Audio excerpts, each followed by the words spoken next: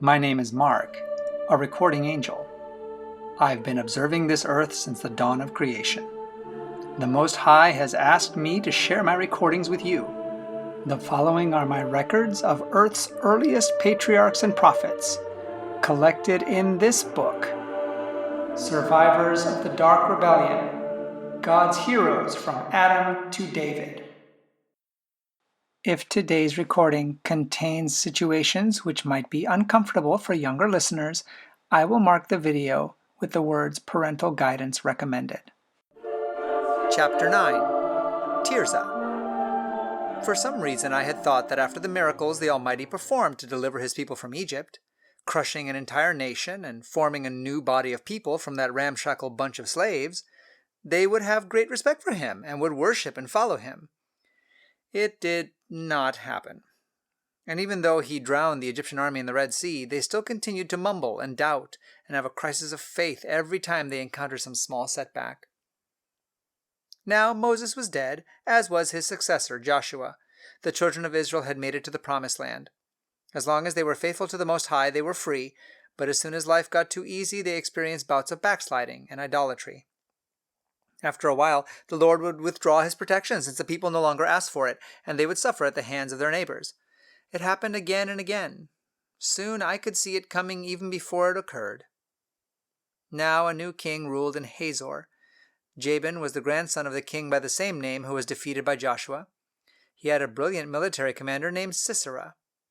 Jabin had amassed many iron-studded chariots with blades on the wheels that cut people to shreds as they drove through an opposing army. Such a force kept the people of Israel in constant fear. When the land was settled, most of the Kenites, who had traveled to the land of Canaan with the children of Israel, had settled in the southern portion.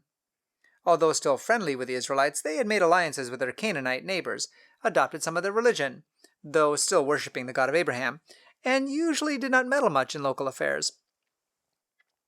Heber was different. Having grown up with the story of Moses and Jethro and the exciting stories of the Exodus and the deliverance, he worshipped the one God more devoutly than most of his people. As some of the family became closer to the Canaanites, the situation became uncomfortable enough for Heber to take his young wife, Jael, and his younger sister, Tirzah, and migrate north. "I'm going to have to leave for a few days," he told them one morning. "I need to pick up some more copper ingots, then I'll be back." A look of concern crossed his face. "There have been some military raids in the area lately. You must be careful." Tirzah shuddered as she thought about the warfare between the Canaanites and some of the tribes of Israel. "Don't worry about that," Jael said, sensing her worry. "We're not Israelites, we're Kenites, and we get along well with the Canaanites. We're in no danger. The quarrel is between the Israelites and the Canaanites, not with us." The girl nodded. "You've left us alone before and nothing happened." "Yes, but I never like it. The people in the village will protect you, though." Tirzah went back into the camp, while Heber and Jael chatted about the supplies he needed to purchase. She was proud of her brother. He had set up his own little metalworking place. It was much easier to worship the one God further away from the rest of the family. Now she was looking forward to when Heber would be gone. Even though she would miss him, it meant no pumping of the bellows and no hot metal work. She and Jael could catch up on other chores.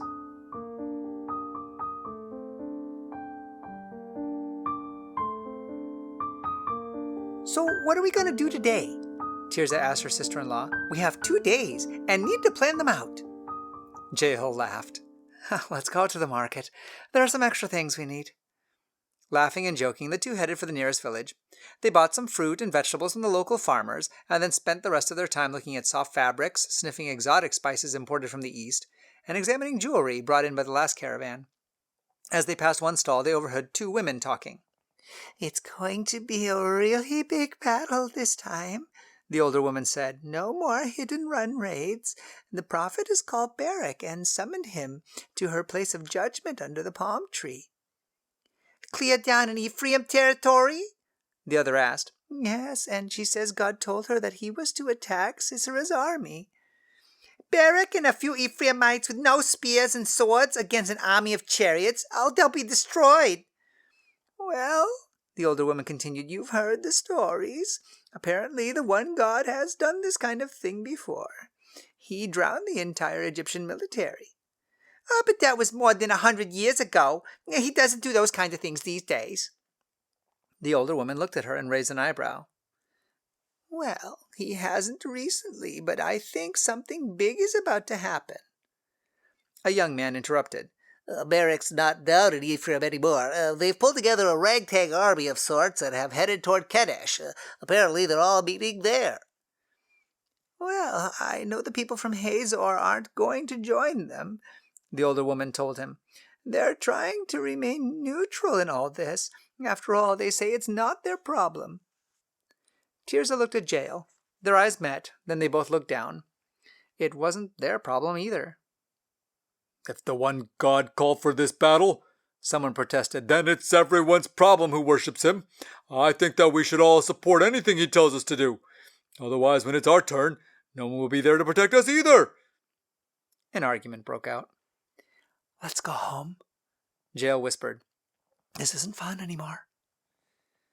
The walk back to their dwelling seemed much longer than the journey into town had been. Their footsteps dragged and conversation lagged as they thought more and more about the things they had heard in the marketplace. "Do you really think war will break out?" Tirzah asked finally. "It sure sounded that way. It's one thing for Sisera to continue his raids now and then, but if the prophet has amassed an army, it could lead to a major war." "But won't they just all be slaughtered?" the girl said. "They don't have a chance." Jael raised an eyebrow. "Don't ask me. You belong to those who worship the God of the Israelites." Tirzah nodded. I know. Heber and I have told you all those wonderful stories about the God of Abraham and Isaac and Jacob and all the things he did. And my grandfather did come out of Egypt with the Israelites. He was there for the 10 plagues and crossed the Red Sea just like the rest of them. It's just that, well, he's dead now, and it's been a long time, and the idea of all this scares me." "It scares me too," Jael replied. "I'm glad Heber will be home in a day or two. In the meantime, it's not our problem." "But what about the prophet? If God really told her to summon Barak, wouldn't he want all of us to rally behind him?" "I don't know," Jael sighed. "I really don't know."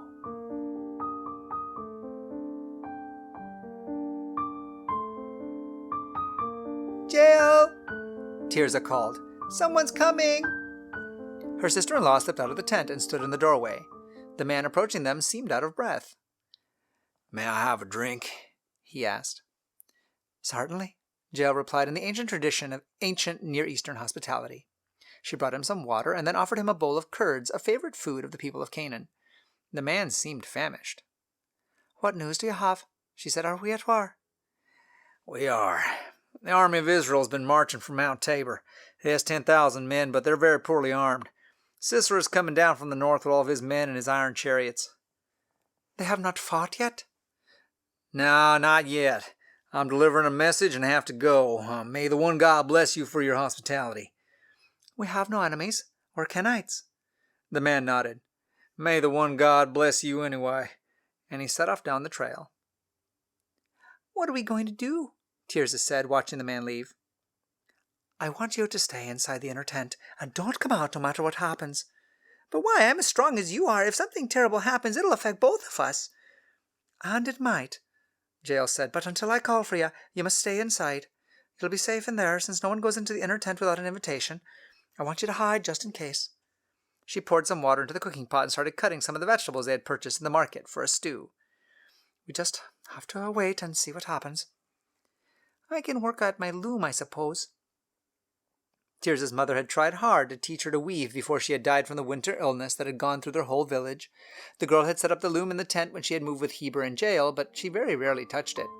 Slowly she sat down in front of it and started to weave the colored yarn through the strands, but her mind was far away.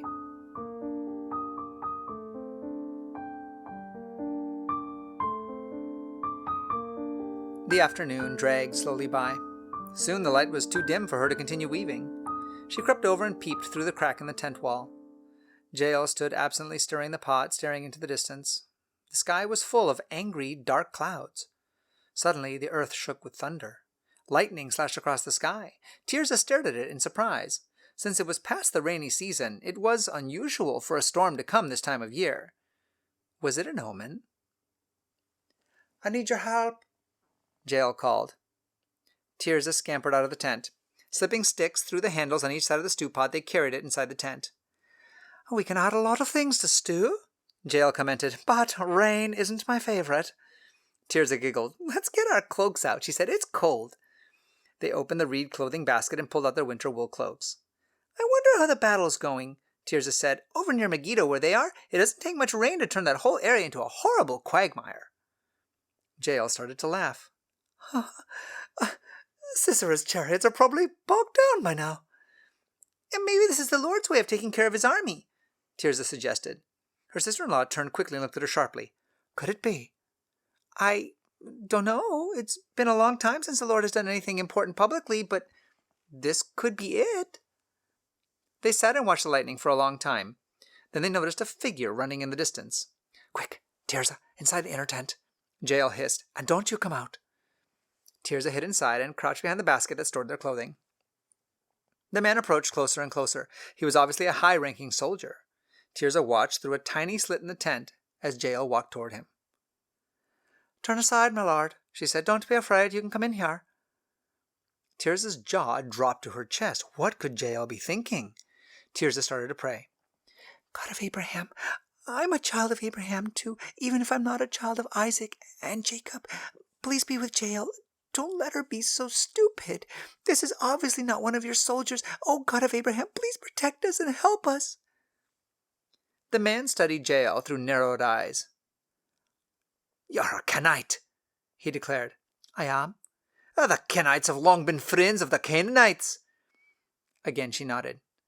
"Give me some water to drink," he commanded. "I'm very thirsty. I knew that if I drink in your home, your hospitality will protect me, for no one ever betrays someone they've served inside their tent."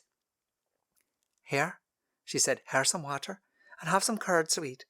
"May the gods bless you for your hospitality," he said. "Can you hide me? Cover me with something." Jael took off her winter cloak. As the soldier lay down near the back of the tent, she spread it over him. It hid him completely. "Stand in the door and guard," he ordered. "If anyone asks you if there's a man here, you tell him no." Silently, Jael went toward the opening and stood quietly looking into the distance.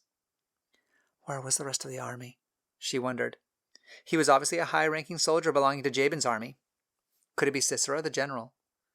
She listened carefully, but did not turn back to look at the man. A general would not desert except under most unusual conditions. The only reason he might be fleeing alone was if his whole army had been wiped out. She continued to remain motionless.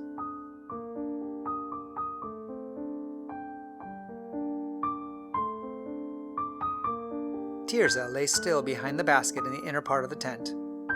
"I'm stuck here," she thought.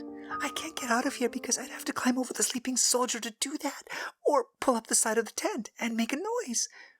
She watched as her sister-in-law stood in the doorway for what seemed like hours. Still no help came. "Please, God of Abraham," Tirza whispered, "give Jael the wisdom to know what to do. I'm terrified. I don't have any ideas. Please send us a man to protect us. But if you were able to defeat his whole army, then surely you can take care of this one man who's left." As she opened her eyes and peeked through the crack, she saw Jael glance over her shoulder at the sleeping soldier. He was snoring softly. Then Jael walked over to another tent and picked up a wooden hammer and a large tent peg. With her mouth set in a determined line, she returned to the tent. Tirza started to tremble and broke out in a cold sweat. "God of Abraham!" she screamed inside her mind. "Help! Please take care of the situation. I'm afraid." Jael held the crudely sharpened peg in one hand, stared at it, then crouched over the sleeping man. Raising the hammer with the other, she brought it down.